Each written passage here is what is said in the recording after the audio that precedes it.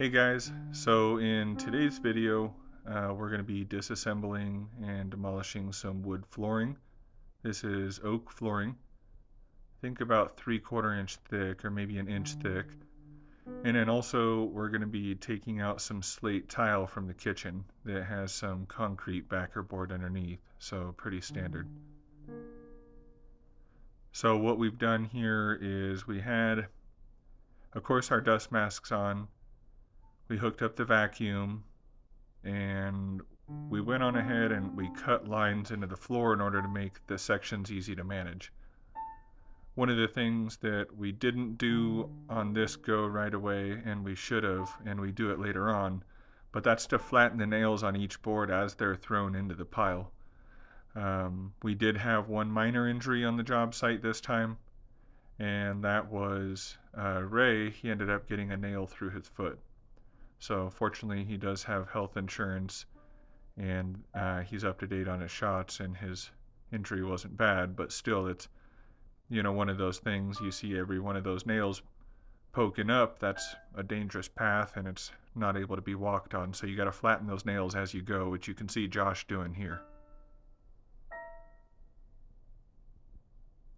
So overall the wood flooring took us about 1 day to remove, including the tile flooring as well, the slate tile. As far as oh yeah, we're just dancing a little bit here. Dance break. But yeah, so we're almost finished up here. But basically, we were working on this job for about 1 day across 3 people. So that's going to be anywhere between 21 to 24 labor hours. So if you're doing it solo, it'll take you about 3 days if you're moving efficiently. Getting up and down, you're definitely going to notice you'll be a bit sore, especially if you're, in your late 30s or after. So what we're doing here is we're removing the nails and basically finishing the final prep of the floor in order to make it a walkable, smooth surface. We're not going to be getting to installing the wood flooring here for a few weeks, but now that we have the demo out, we can install the wood, or we can lay the wood flooring out on the subfloor in order to acclimate. You want to have about a week or two for the flooring to acclimate, and I don't know if you can see it, but outside there's snow, so it's going to be pretty cold when it comes in, guessing that it's at the back of the warehouse where there's not necessarily a whole lot of heat. And you just want it to be, room temperature for where you're at in order to make sure that it's ready for installation, because the expansion and contraction when it gets hot and cold.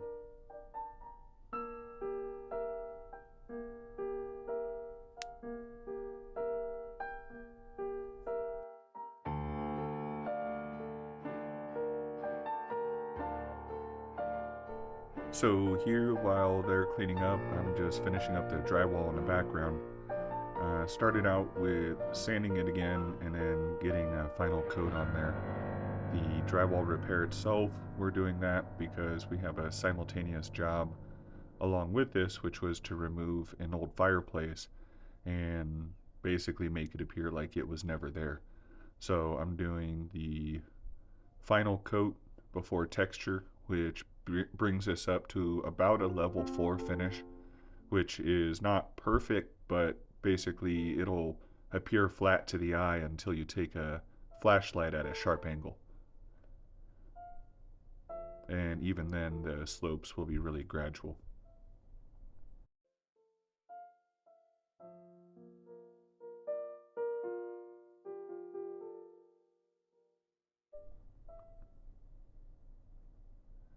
And now that we have the workspace cleared out, the nephew of the homeowners is shortening up the ceiling fan in order to bring it up about a foot, making the room appear a little larger. And now we're moving into the other room. As you can see, Ray is putting the cut lines into the floor. And we have the vacuum hooked up to help keep the dust down, and of course we have our dust mask on again. And then Josh is going to be using the multi-tool here in order to finish out the cuts where the circular saw wasn't able to reach into the corners. Just make sure you have a newer blade, and then keep your your multi-tool moving back and forth side to side. It'll help it from overheating and dulling out.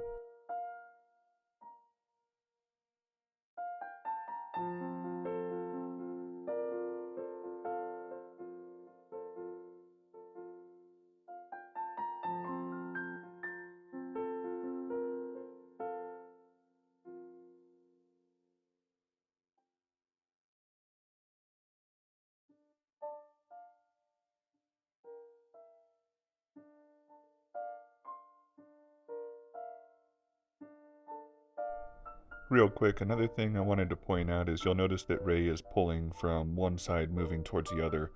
He's on the tongue side of the board, which is basically reverse install. He's removing it from the last board that was installed. The reason for this is the nails are put in on the tongue side of the board, and if you're pulling up on the tongue side, the nails will come out easier than if you're pulling on the opposite side, which will mean that you'll break off every tongue of every board almost.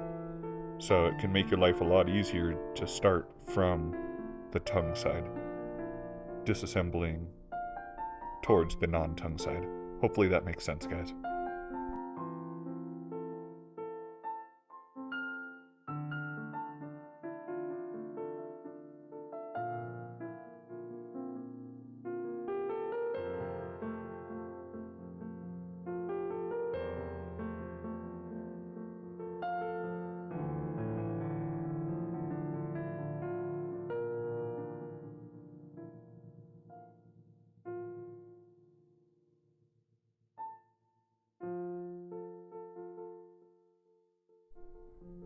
And now we've shifted over. As you can see, Josh is finishing on the cleanup and Ray is starting the demolition of the tile in the kitchen.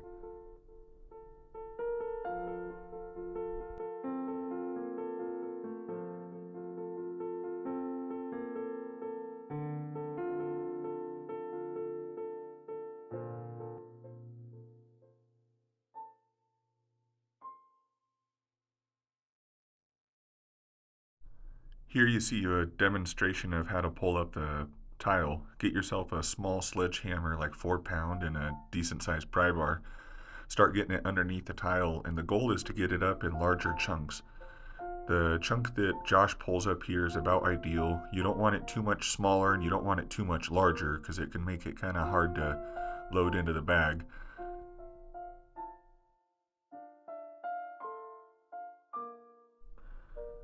Now I take over and I'm getting the tile as close to the edge of the pantry as I can because it goes underneath. So we have to remove the trim, as you just saw, in order to get it so that I can chisel that tile right up against the edge of the pantry, so when we put in the new tile, it goes in underneath where the new trim will be. And we can conceal that edge really well.